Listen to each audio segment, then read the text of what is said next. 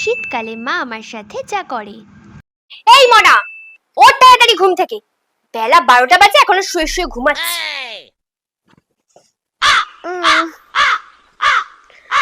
উঠছি বাবারে। দেখেছো, কম্বলটাকে এভাবে ফেলে চলে গেল। ধুর, বাড়িতে তো আছে একটা কাজ।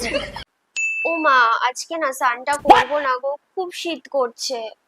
হ্যাঁ রে মনা, তোর কি একটু লজ্জা করে না?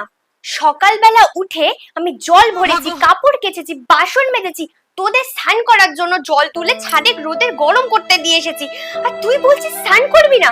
তুই মায়ের কথা কি একটু ভাবতে নেই রে? ও মা, আমাকে 500 টাকা দাও না, এই সোয়েটারটা অর্ডার করি। তোর কি প্রত্যেক বছরই একটা করে সোয়েটার কিনতে হয়? তোর বাবা 5 বছর আগে একটা চাদর আর সোয়েটার কিনে দিয়েছিল, সেটাই 5 বছর ধরে পরে যাচ্ছি। আর নিজের জন্য সোয়েটার কেনা প্রত্যেক বছর বছর। No, no.